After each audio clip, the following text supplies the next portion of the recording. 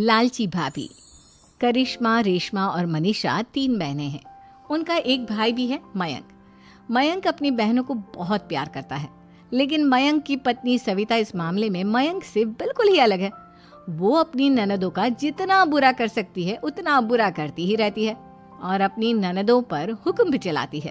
करिश्मा, करिश्मा, तुमने अभी तक नाश्ता नहीं बनाया? तुम्हारे भैया को ऑफिस जाने में देर हो रही है। हाँ भाभी, बस अभी बनाती हूँ। करिश्मा, तुम ये ढीलापन छोड़ दो। कल को पराए घर जाना है। वहाँ अगर तुम इस तरह से काम करोगी तो लोग क्या कहेंगे कि माँ ने और भाभी ने कुछ सिखाया नहीं। और तुम्हारी दोनों बहनें कहाँ हैं? अब रेशमा मार्केट गई है और मनीषा सो रही है। क्या? सुबह के 8 बज रहे हैं और ये महारानी अभी भी सो रही है? ये कहते हुए सविता अपनी सास दुर्गा देवी के पास जाती है। माँ जी, देख रही हो अपनी बेटियों के तौर तरीके? क्या हुआ बहू, सुबह सुबह क्या कर दिया मेरी बेटियों ने?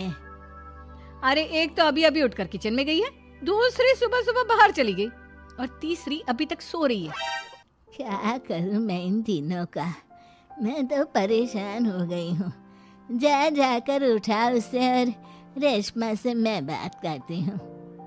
सविता सीधा मनीषा के कमरे में जाती है और उससे कहती है, महारानी जल्दी उठो, सूरज सर पर आ गया है।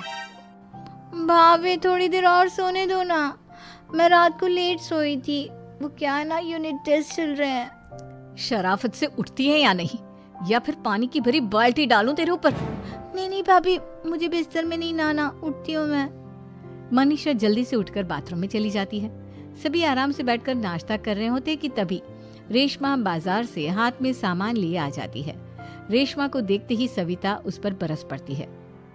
लो, आ गई महारानी। ऐसा भी क्या सामान लाना था जो सुबह आंख मलते ही बाजार की तरफ रवाना हो गई? भाभी, कल आप ही तो चीख रही थी कि घर का सारा सामान मुझे ही लाना पड़ता है, घर में किसी को भी किसी काम से कोई लेना देना नहीं है। अब मैं बाजार जाकर सामान ले आई तो आपको इस बात से भी तकलीफ हो रही है? देख रही हो माँ जी, अपनी बेटी की जुबान कैंची से भी तेज चलती है। और मयंक, आप तो कुछ कहेंगे नहीं अपनी लाडली बहन को। रेशमा, अपनी भाभी से ऐसे बात नहीं करते। चलो माफी मांगो। भैया, मैं क्यों माफी मांगू? आप भाभी से बोलिए ना कि हम पर कम हुक्म चलाया करे। हम इस घर की बेटियां हैं और आपकी पत्नी की ननद है, नौकरानी नहीं। लो कर लो बात। इनकी भलाई के लिए कुछ भी बोलो तो इन्हें बुरा लग जाता है।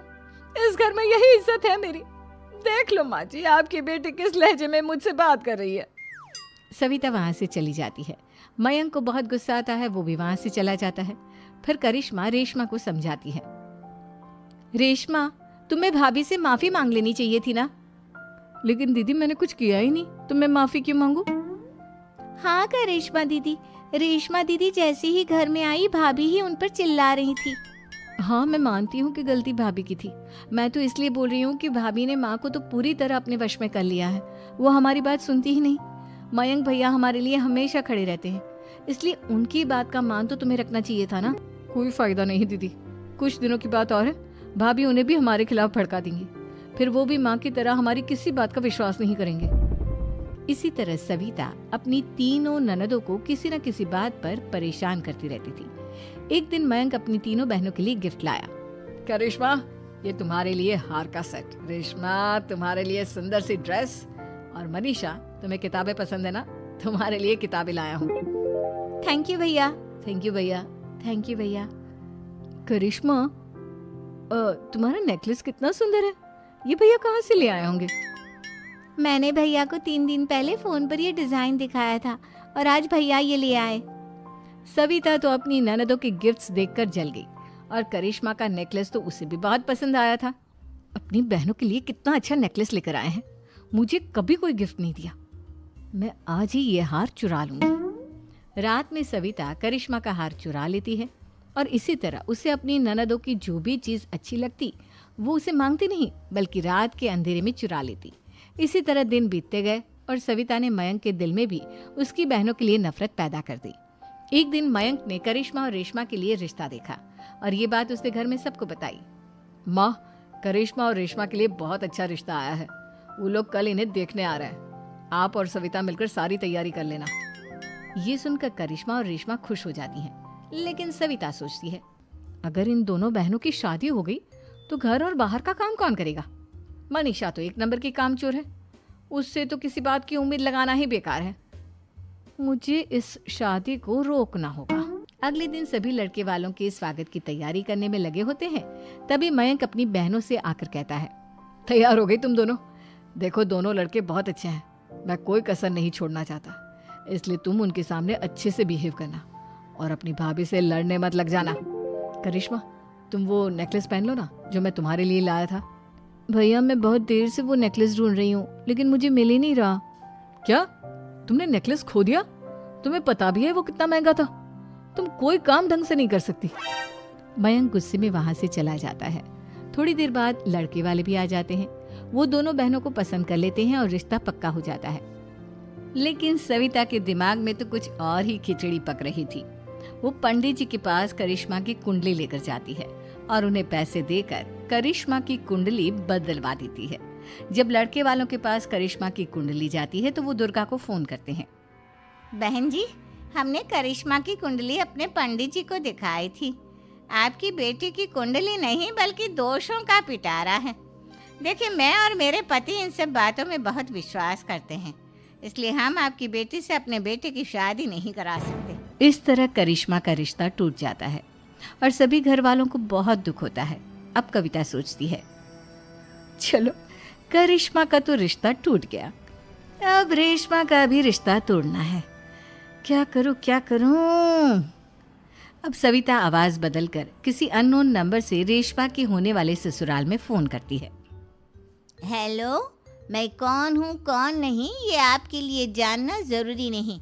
बस इतना सुन लो कि रेशमा का 2 साल से किसी के साथ अफेयर चल रहा है। बस रेशमा का रिश्ता तोड़वाने के लिए सविता का इतना कहना काफी था। अब रेशमा का भी रिश्ता टूट गया। मयंक और दुर्गा देवी ने रेशमा को खूब खरी खोटी सुनाई और उससे बार बार उस लड़के के बारे में पूछने लगी। आप दोनों मुझे क्यों परेशान कर रहे हो? अरे कोई लड़का होगा मेरी लाइफ में तो मैं बताऊंगी ना, जब कोई है ही नहीं तो कहाँ से लाऊं मैं कोई लड़का? तो तेरे होने वाले ससुराल वालों को फोन किसने किया था? माँ मैं नहीं जानती किसने फोन किया था, मैं सच कह रही हूँ। मैं तो पहले ही कह रही थी इसकी लगाम खींच कर रखो, लेकिन मेरी सुनता ही कौन है। आप चुप रहिए भाभी, ये सब आपका ही किया धरा है। अब तीनों बहनों को विश्वास हो जाता है कि ये सब उनकी भाभी ही कर रही है। तीनों बहनें अपनी भाभी को सबक सिखाने के लिए एक वकील कर लेती है और घर में हिस्सा मांगना। देखो भैया, माँ बाप की जायदाद में जितना बेटों का हक होता है उतना ही बेटियों का, इसलिए इस घर के 4 हिस्से होंगे और हमें अपना हिस्सा चाहिए। मैंने तुम्हारे लिए क्या क्या नहीं किया और तुम इस घर में हिस्सा मांग रही हो? भैया, आप और माँ हम बहनों की कोई बात नहीं सुनते हो और भाभी हमारी शादी नहीं होने देगी क्योंकि उन्हें लगता है कि आप हमारी शादी में ज्यादा पैसा लगाओगे और उन्हें हम जैसी फ्री की नौकरानी कहाँ मिलेगी। तो हम भाभी के साथ तो रह नहीं सकते, हम बहनों को अपना हिस्सा चाहिए। अरे तुम्हें शर्म आनी चाहिए अपने भाभी पर ऐसा इल्जाम लगाते हुए। वो तुम्हारे बारे में कितना सोचती है। हाँ माँ, भाभी हमारे बारे में बहुत सोचती है, दिन रात बस यही सोचती रहती है कि किस तरह से अपनी तीनों ननदों को परेशान करूं और कभी मुझे पढ़ने भी नहीं देती। दोनों बहनों का रिश्ता भी तो इन्होंने ही तोड़वाया है और रात में हमारे कमरे में आकर हमारी चीजें भी चुराती हैं। इसी तरह सविता की तीनों ननदें अपनी बात पर अड़ी रही। अब कोर्ट में तारीख भी शुरू हो गई। जब सविता को लगा कि उसकी तीनों ननद इतनी आसानी से नहीं मानने वाली, तो उसने अपने पति और सास को सारी सच्चाई बता दी और अपनी तीनों ननद से माफी मांगी। मयंक और दुर्गा को भी अपनी गलती का एहसास हो गया। अब सविता खुद करिश्मा और रेशमा के लिए अच्छा रिश्ता ढूंढती है और उनकी शादी करवा